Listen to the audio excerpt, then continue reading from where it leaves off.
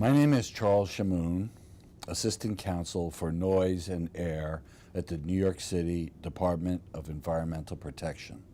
I am doing a short presentation on the New York City Noise Code for Echopolis 2013 in Athens. Now, I will read a statement made by the mayor to noise mitigation specialists in New York in 2012. Here in the city that never sleeps, our administration has worked hard to reduce excessive noise while at the same time allowing construction, entertainment, and other business activities to go on in ways that keep our city vibrant and growing.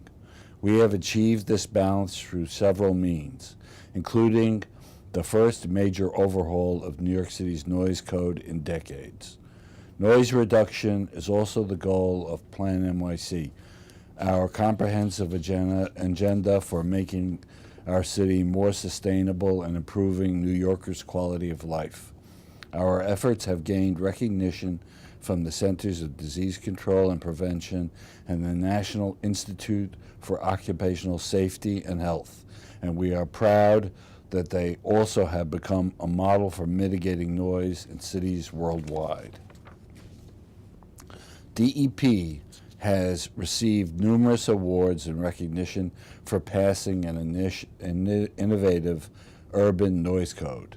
The Safe and Sound Excellence in Hearing Loss Prevention Awards in 2010 recognized New York City's noise mitigation rule, and as presented by NIOSH Director, CDC, Dr. John Howard, and he said, "Our nation relies on construction workers, and ensuring their safety and health on work site is critical for the health of our workers and our nation.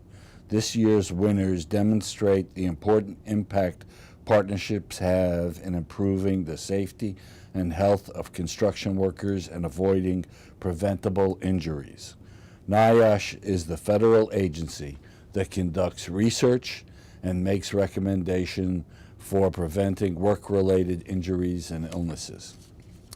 Now, the preamble of the noise code states, "The making, creation, or maintenance of excessive, unreasonable, and prohibited noises within the city affects and is a menace to public health, comfort, convenience, safety, welfare, and the prosperity of the city."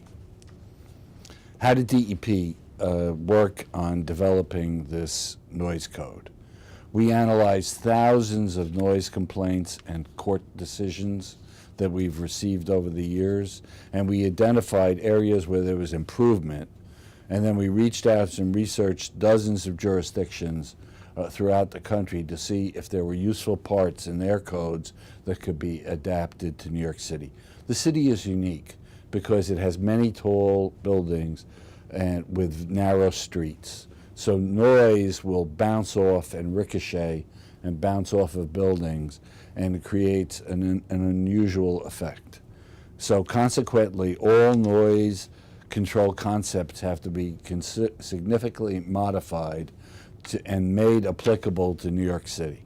DEP held many meetings with all affected groups. These are groups that are very involved in noise: League of Hard of Hearing, the Nightlife Association, real estate associations, heavy equipment contractors, licensed plumbers, utilities, Mr. Softy Ice Cream, affordable housing, small home builders, unions, the restaurant associations, trash carters. DEP met with intergovernmental groups also, and our own other agencies, because we are a major builder within the city. And for instance, we had to meet with the Department of Transportation, which was looking to overhaul bridges, and they didn't want to have cost overruns. So we had to work with these agencies to make an accommodation. One very interesting thing that we added was what we call an advisory committee, where all these groups would come together periodically to look at new noise control technologies, and then to come up with ways of adding innovative changes to the code. Now, 5 key changes to the noise code were construction activities, circulation devices, which is air conditioning on the roof, commercial music, refuse compacting vehicles, and vending vehicles like ice cream trucks. As you all know, DEP measures decibels in dBAs. And a whisper is 30 dBAs, a vacuum cleaner is 70 dBAs, midtown traffic is 70, almost as much as 85 dBAs, and a nearby jet taking off could be as much as 130 dBAs. Construction noise mitigation. One of our innovations was the rules for construction activities. After the code was enacted, the Commissioner adopted rules that identify noise mitigation strategies for certain construction devices and activities. We developed engineering controls that could be put in the rules, and they would prevent noise from being heard by different receptors. Any person, corporation, or business doing construction in the city must adopt a plan to mitigate noise before construction begins or within 3 days for emergency work. Construction hours are between 7 a.m. and 6 p.m. Also, if after-hours construction under a variance causes the sound to rise 8 dBAs above the ambient in a residence, additional mitigation is required. It is unlawful to perform work at a construction site that is not in compliance with the construction noise mitigation plan. The plan must be conspicuously posted and readily available for inspection. The plan need not be filed with DEP as long as it complies with the requirements set forth in the rules.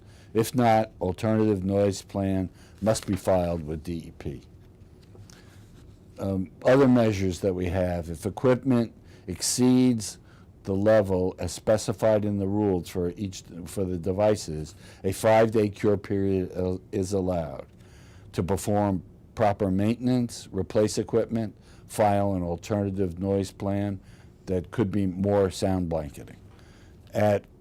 All equipment shall be equipped with the appropriate manufacturer's noise reduction devices and be free from defects. Engines, compressors, pumps shall be covered with insulating fabric covers. Construction fences or barriers, when required, shall be used within 200 feet of a receptor. Projects with a duration of 15 days or less within 75 feet of a residential receptor require a temporary barrier be used. Upon inspection, a finding of non-compliance with the plan, a 3-day cure period will be permitted before a violation is issued. Portable noise barriers free of gaps and holes shall achieve an STC of a rating of 30 or greater. A freestanding barrier shall be constructed with an overall height of 15 feet. Noise barriers shall completely block the line of sight with an indoor receptor within 200 feet and a maximum of 20 feet above grade. All these elements were negotiated with the construction industry prior to adoption of the code. Circulation devices. These are basically air conditioning units and coolers and the like. 42 decibels is the maximum sound level for a single device as measured in a residential unit. If you have multiple units, multiple devices, it cannot go over 45 dBA as measured in a residence. Music from bars and restaurants. Prohibits unreasonable noise generated from commercial music establishments from exceeding any of the following limits: 42 decibels dBA as measured in a residence, or 7 dBA above the ambient at night within a receiving property, or 15 feet from a public right-of-way. 10 dBA above the ambient during the day within the receiving property, or 15 feet from a public right-of-way. Commercial music zero penalty. This is a unique feature. If a violation is found at a nightlife establishment producing commercial music in a residence, that if the respondent certifies to the commissioner's satisfaction that the establishment has been brought into compliance with soundproofing and the like, then we would recommend a zero penalty. Sound reproduction devices. It is unlawful to operate or use any sound reproduction device for commercial or business advertising purposes to attract attention to any performance, show, sale, or display of merchandise. This long-standing part of the code has become more urgent to address as the city was experiencing an explosion in outdoor cafe life. Vending vehicles, ice cream trucks, etc.